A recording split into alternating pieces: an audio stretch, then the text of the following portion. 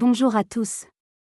Aujourd'hui, nous allons explorer ensemble un sujet à la fois fascinant et mal compris, la sexualité tantrique. Si vous êtes ici, c'est probablement parce que vous avez entendu parler du tantra, peut-être à travers des films, des livres ou des conversations, et vous vous demandez ce qui se cache réellement derrière ce terme mystérieux. Laissez-moi vous poser une question. Quand vous entendez « sexualité tantrique », qu'est-ce qui vous vient immédiatement à l'esprit? Des positions acrobatiques? Des heures débat? Des techniques secrètes pour décupler le plaisir? Si c'est le cas, vous êtes comme la plupart des gens, et vous passez complètement à côté de l'essentiel. Car voyez-vous, la sexualité tantrique n'est pas une collection de techniques pour performer au lit. C'est quelque chose de beaucoup plus profond, de plus révolutionnaire, c'est une approche complètement différente de l'intimité humaine, une philosophie de l'union qui transforme l'acte sexuel en expérience spirituelle. Aujourd'hui, nous allons démystifier ensemble cette pratique millénaire, comprendre ses véritables fondements, et découvrir comment elle peut transformer votre relation à l'intimité. Alors installez-vous confortablement, car nous partons pour un voyage au cœur de la sexualité sacrée. Commençons par faire table rase des idées reçues. Le tantra est probablement l'une des pratiques spirituelles les plus mal comprises de notre époque. En Occident, nous avons transformé cette philosophie profonde en une simple méthode de « sexe extraordinaire ». C'est comme si on réduisait la musique de Bach à une simple technique pour faire du bruit avec un piano. Le premier mythe à déconstruire, le tantra ne vient pas d'un manuel de sexualité. Il s'agit d'une tradition spirituelle née en Inde il y a plus de 1500 ans, profondément enracinée dans l'hindouisme et le bouddhisme. Son objectif n'était pas de révolutionner la chambre à coucher, mais de révolutionner la conscience humaine. Le deuxième mythe, le tantra n'est pas obsédé par la performance sexuelle. Au contraire. Là où notre société moderne met l'accent sur la performance, l'orgasme et l'intensité, le tantra prône la lenteur, la présence et la conscience. C'est un renversement complet de notre approche habituelle. Le troisième mythe, le tantra n'est pas réservé aux couples en difficulté ou aux personnes avancées spirituellement. C'est une pratique accessible à tous, qui peut enrichir n'importe quelle relation, qu'elle soit naissante ou établie depuis des décennies. Maintenant que nous avons nettoyé le terrain, plongeons dans ce qu'est réellement la sexualité tantrique. Pour comprendre la sexualité tantrique, il faut d'abord saisir sa philosophie fondamentale.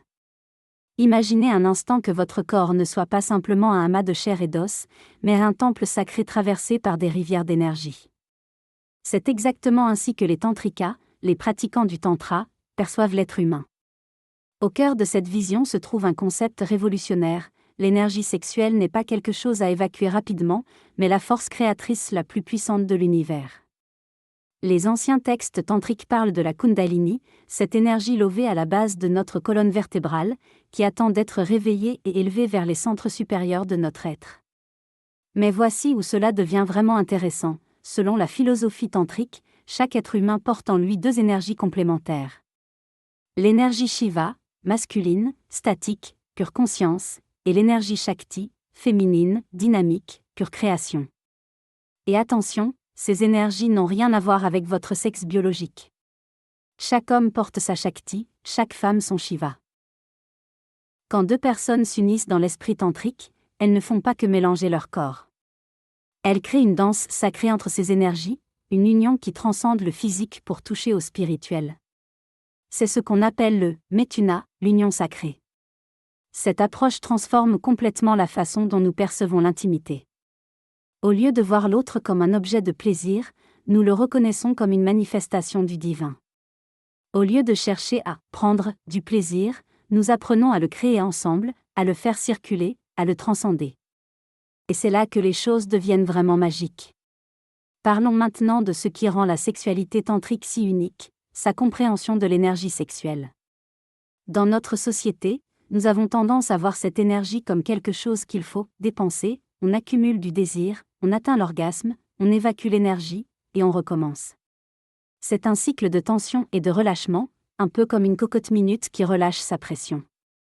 Le tantra propose une approche radicalement différente.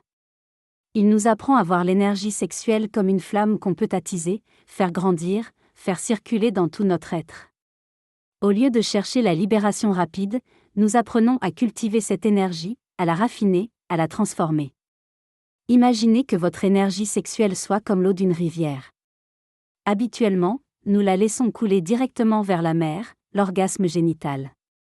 Mais que se passerait-il si nous apprenions à construire des canaux, à faire remonter cette eau vers des terres plus hautes? C'est exactement ce que fait le tantra avec l'énergie sexuelle. Cette énergie peut être dirigée vers le cœur, créant une intimité émotionnelle profonde.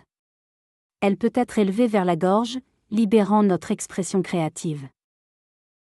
Elle peut monter jusqu'au sommet de la tête, générant des états de conscience élargis que certains décrivent comme orgasme cosmique.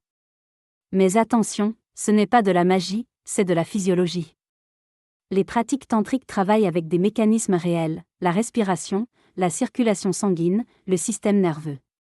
Elles nous apprennent à utiliser consciemment des processus que nous laissons habituellement au hasard.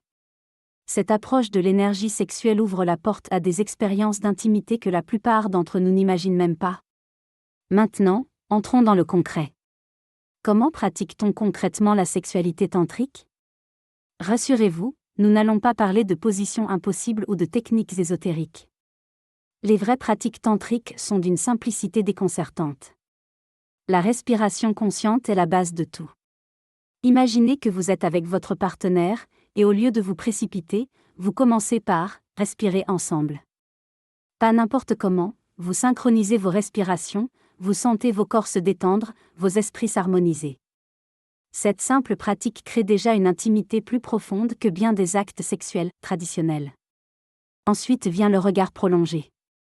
Dans notre société où nous sommes constamment distraits, se regarder vraiment dans les yeux pendant plusieurs minutes peut sembler intimidant. Mais c'est exactement ce que propose le tantra.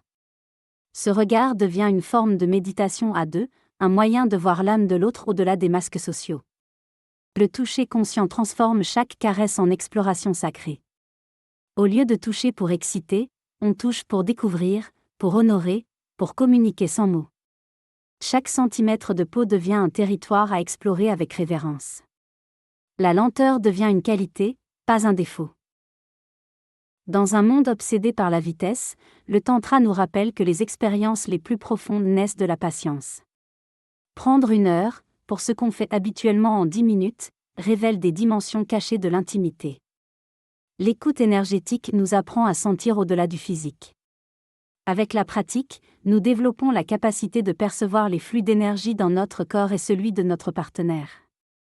Nous apprenons à danser avec ces énergies, à les guider, à les harmoniser.